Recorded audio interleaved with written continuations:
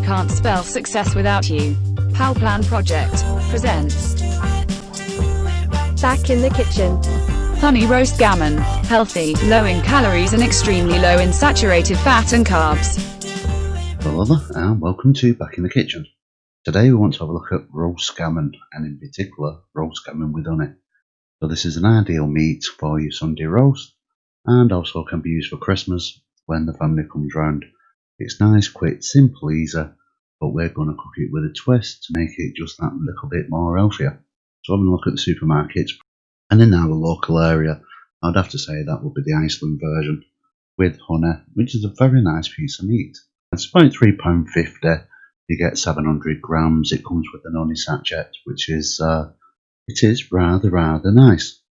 However, if we have a look at the calorie count, then we see that once it's cooked, it comes in at 1,351 calories of 21.6 saturated fat, which is quite high, especially people with blood pressure or cholesterol issues, and 14 grams of carbohydrates. But when we actually cook it and we serve it, it does reduce down to 337 calories, 5.4 in saturated fat, and 3.5 in carbohydrates. So once you actually get a serving for this will serve for, potentially I suppose it's not that bad. But however, as we're doing Back in the Kitchen, this is a great challenge to see if we can actually reduce on these values and make the dish healthier. So without further ado, let's get on with it. Right, so what we're going to need for this recipe is 1 gammon joint, about 700 grams, I've got one here at 750, carrots and 1 teaspoon of clear honey. Now what we need to do, wash the carrot and cut the ends off, and then cut the carrot in half long ways. And what we're going to do with the carrot is just create a nice little platform at the bottom of the baking tray where the gammon can actually sit on. What this will do is just simply make sure the gammon doesn't stick to the tray, and also allow all of the fat to separate from the gammon during the cooking process. Next is take a teaspoon and just fill a teaspoon of honey and gently drizzle it over the gammon. Now we're aiming for the top, so while it's cooking, the honey will slowly penetrate the gammon all the way through. Some will come out at the bottom, but it's going to give it a nice little sweetness to it, which will be delightful when it comes to eat. So once that's all in, what we need to do is just use the kitchen foil, cover it, make sure it's entirely covered, and crunch the ends down at the edge of the baking tray. What this kind of does is seals it in, just make sure that a nice build up of steam will happen, and to make sure that the gammon cooks evenly. Now what I'll do is put it in the oven. It's on gas mark 6. I'll put the conversions on screen for electricity, and I'm going to leave it in there and just let it gently cook. After an hour, remove it from the oven.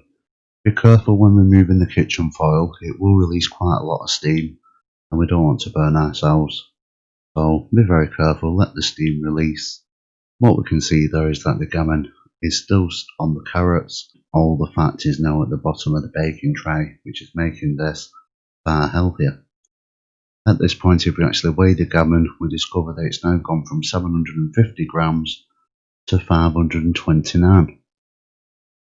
So the only thing what's come out of it is excess brine, excess water and excess fat. So this is going to make the dish far healthier than if we'd have cooked it with additional oil, which I know quite a lot of people do just to try and make sure it doesn't stick to the bottom of the tin. Now what we need to do is just let the gammon rest for 5 minutes. And take off the little plastic ring which has kept its shape. Removing it now, it'll keep its shape, so we don't need to worry about that. And then just put it onto a chopping board. Now this can be easily sliced and it will serve up to 4 people. So the big question is, by doing it this way, is it healthier? Well, if we look at the number of calories for the entire gammon joint, it comes in at 570 with 4.2 saturated fat and 6.25 in carbohydrates, and the gammon and carrots have roughly cost around £3. So instantly compared to the Iceland version, we are saving in all areas, including 50p on money.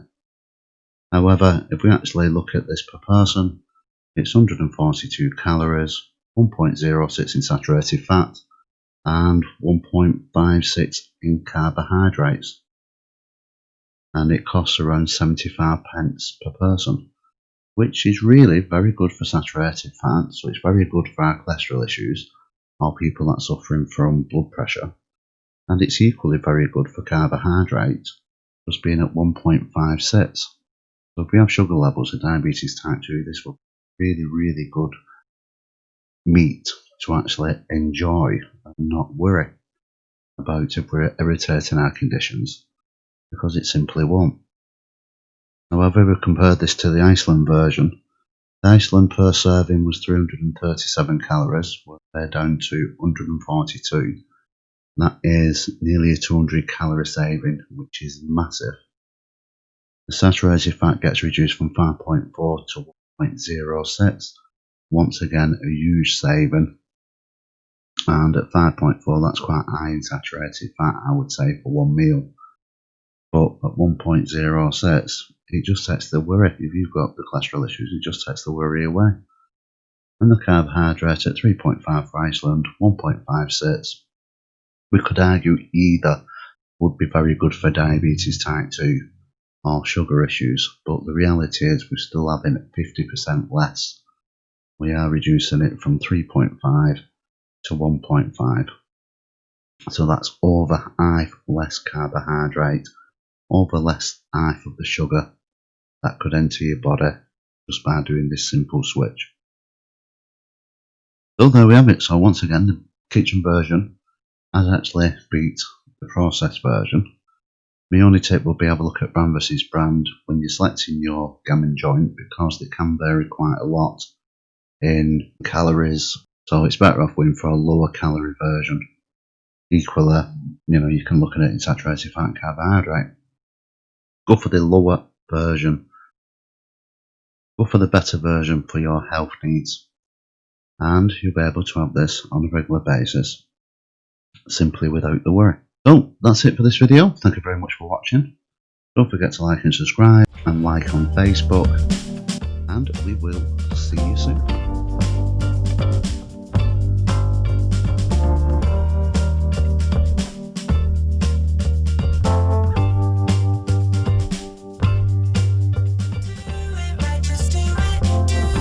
If you have enjoyed this video, then please provide your support by liking this video and subscribing to this YouTube channel.